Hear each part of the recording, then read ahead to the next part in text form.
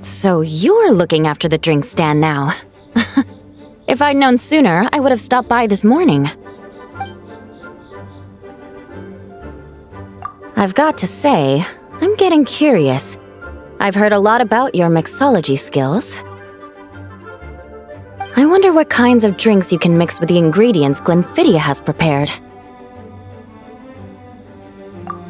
I don't have much of a choice. It's just one thing after another right now. First off, the Knights of Favonius annual combat assessment is coming up. And this year, the standards are higher than ever. As the captain of the reconnaissance company, I have to lead by example. At the very least, I need to rank as one of the top 3 captains in the practical portion. So, I've been intensifying my training lately. Being a descendant of sinners means I have to work hard to maintain my position. I'll have you know I've never once neglected my duties. Anyway, on top of all that, my duel with Miss Clorand required a lot of focus and energy. Learning how to turn defense into attack and seize the initiative when facing a combined assault from sword and musket. Even now, I'm still chewing through the details. But in the end, the exchange went well, and both parties learned a great deal. Never mind writing reports from 6 different perspectives. I feel like there's enough worth mentioning to write 24 of the things. Oh, I sure could. Anything that'll perk me up would be welcome. I'll leave the details to you.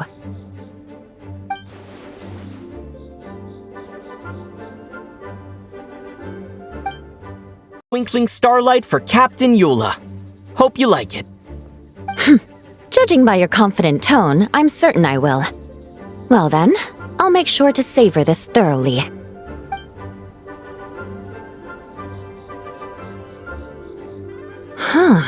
Not bad. Sweet and tingly, with a delightful airiness. The fizzy water really brings it to life. I suddenly feel full of vim and vigor. But just one glass doesn't quite scratch the itch. How about something with a bit more bite? Don't hold back. You don't need to worry about putting me on the floor with nothing but a couple of drinks.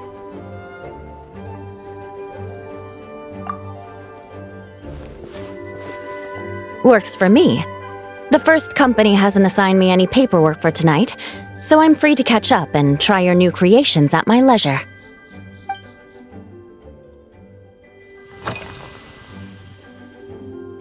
That's right. The merchant I got it from called it Romaritime flower fruit extract. It has a very unique smell. Here, have a bottle. Oh, it's a necessary courtesy. In that book Miss Magistus lent me, The Blade Dancer, 20 Years On, it says, after a duel, a Fontanian swordsman will politely invite their defeated opponents to a banquet. To properly play host to Miss Clorand, I searched for quite some time to locate a rare goods merchant in Dorman Port who sold this juice. I had my doubts at first, too. But Amber said something that makes a lot of sense. She said that even if this custom doesn't really exist, following it still shows I've made an effort to understand Fontaine's cultural heritage. Besides, who doesn't like trying new things, right? When I gave it to her at our post-training banquet, Miss Clorand really did enjoy this juice.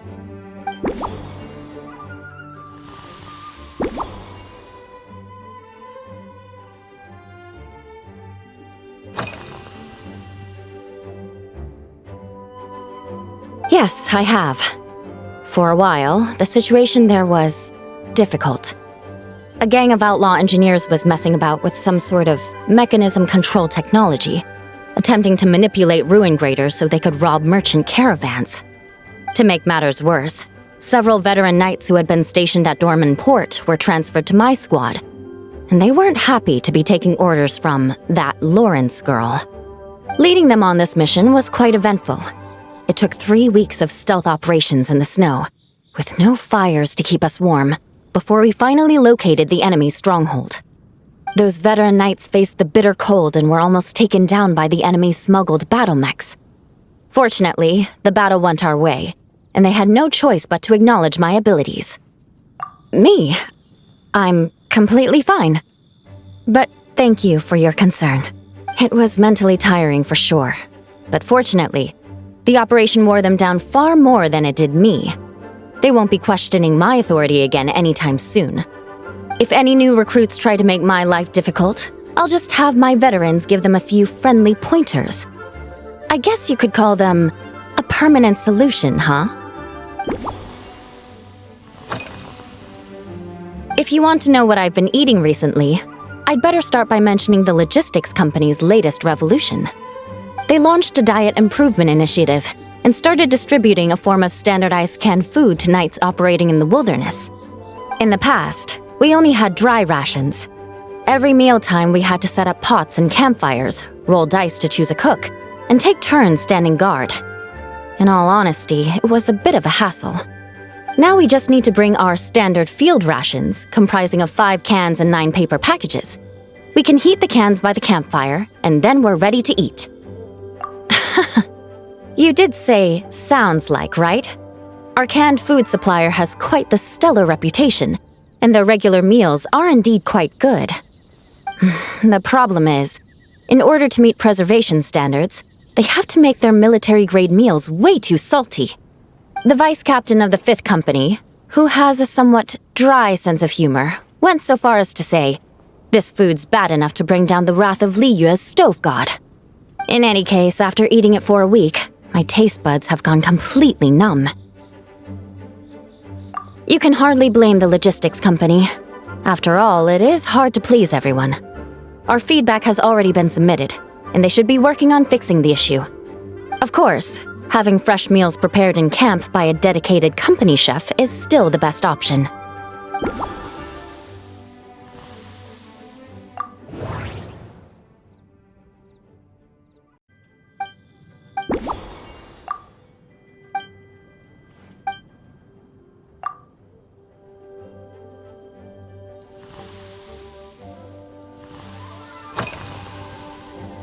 Oh my. To be honest, before we crossed swords, I was feeling eager, but also a little nervous. Miss Cloran's combat style comes from the mysterious Marechaussee hunters.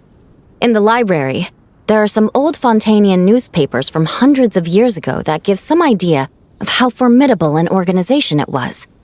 A more recent newspaper claimed that Miss Cloran was an orphan from an underwater kingdom, and that before battle she would perform rituals inviting spirits to possess her sword. Certainly, from my own experiences, Miss Cloran's abilities more than match those descriptions. Incorporating elements of swordsmanship into a drink? Certainly a creative idea, I'll give you that. A commemorative cocktail at a time like this sounds nice, but how do you plan to express something like swordsmanship with a drink?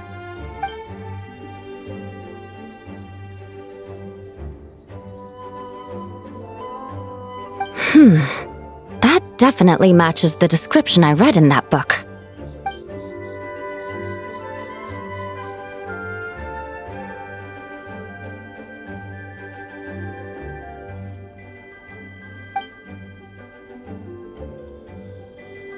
That's right. You really know your stuff.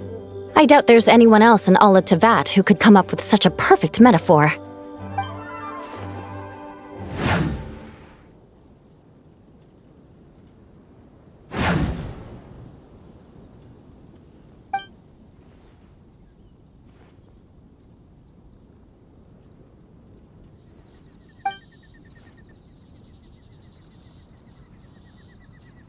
There's no need to make it sound so fancy. It's just an aristocratic variant of Favonius bladework, with a bit of personal flair.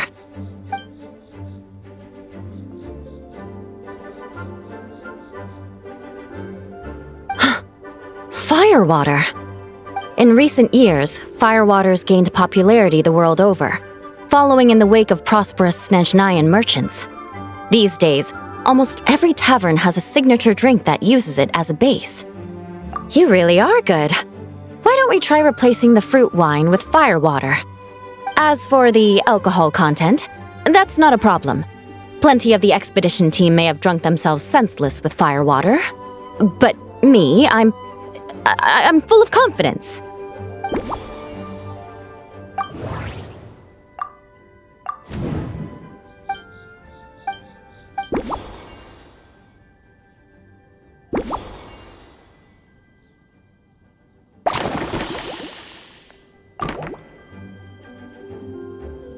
brilliant. I'm looking forward to seeing how you do.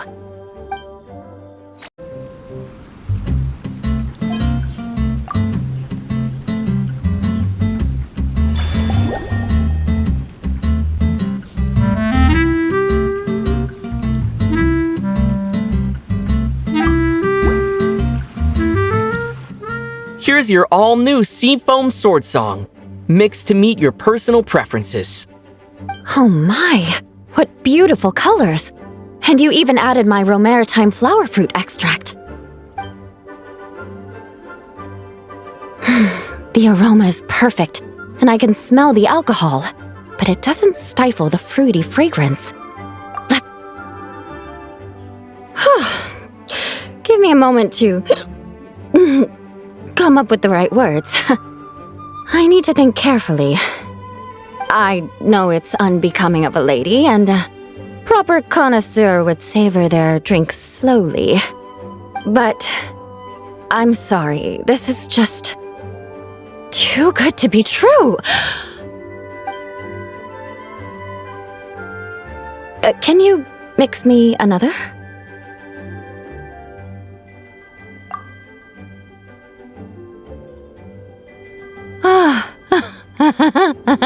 Oh, no, what was I going to say? I've completely lost my train of thought. Whatever. I feel fantastic. This cocktail, it's the best I've ever had. I think I'm gonna head home and get some sleep. Don't worry about me. This is the happiest tipsy I've been in years. I'm still far from being drunk. By the time I've written up those reports for my exchange with Miss Clarend, I'll have been on duty for 3 months straight. Jean, the acting grandmaster. Isn't it about time she gave me some time off? I won't be forgetting this injustice in a hurry. You mark my words.